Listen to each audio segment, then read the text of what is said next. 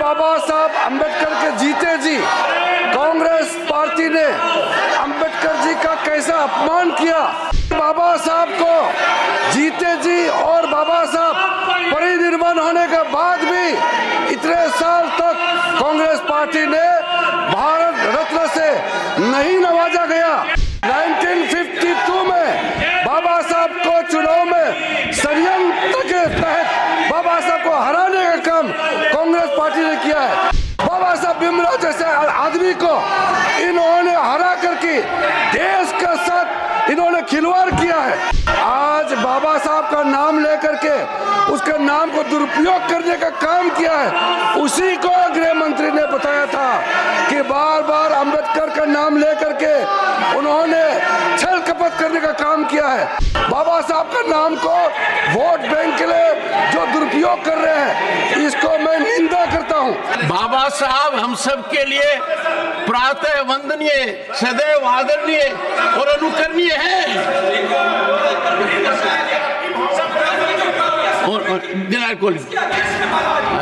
Honourable minister, honourable chairman sir, कल बहुत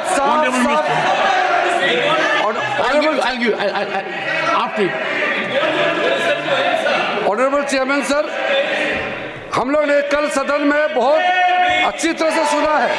गृह मंत्री जी ने बहुत साफ शब्दों में बाबा साहब भीमराव अम्बेडकर जी के बारे में हमारा श्रद्धा का भाव को प्रकट किया था और साथ साथ में ये बताया कि बाबा साहब अम्बेडकर के जीते जी कांग्रेस पार्टी ने अम्बेडकर जी का कैसा अपमान किया और बाबा साहब को जीते जी और बाबा साहब परिनिर्वाण होने के बाद भी इतने साल तक कांग्रेस पार्टी ने भारत रत्न से नहीं नवाजा गया और साथ साथ कांग्रेस पार्टी ने बाबा साहब को इंसल्ट करके 1952 में बाबा साहब को चुनाव में षड्यंत्र के तहत बाबा साहब को हराने का काम कांग्रेस पार्टी ने किया है।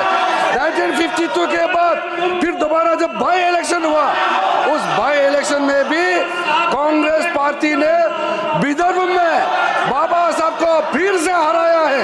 कांग्रेस पार्टी ने अगर बाबा साहब को कांग्रेस पार्टी नहीं हराते तो 52 के बाद भी बाबा साहब दोबारा चुन के इस सदन में पार्लियामेंट के मेंबर होते। बाबा साहब भीमराव जैसे आदमी को इन्होंने हरा करके देश के साथ इन्होंने खिलवाड़ किया है। आज बाबा साहब का नाम लेकर के उसके नाम को दुरुपयोग करने का काम किया है।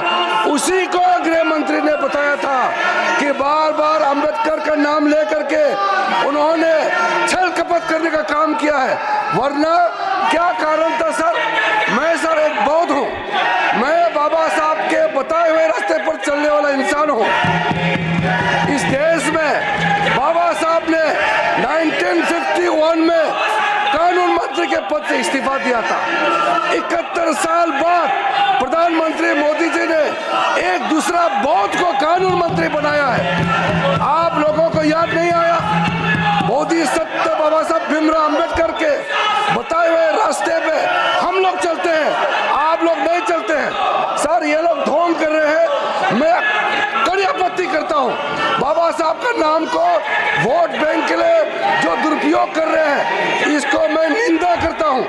और आज मैं अध्यक्ष सभापति महोदय जी, मैं फिर से आपको कहना चाहता हूँ, जो 5 तीर्थ स्थल आदरणीय प्रधानमंत्री मोदी जी के नेतृत्व में बाबा साहब अम्बेडकर जी के नाम में जो आज काम चल रहे हैं, उसका 2026 में मुंबई के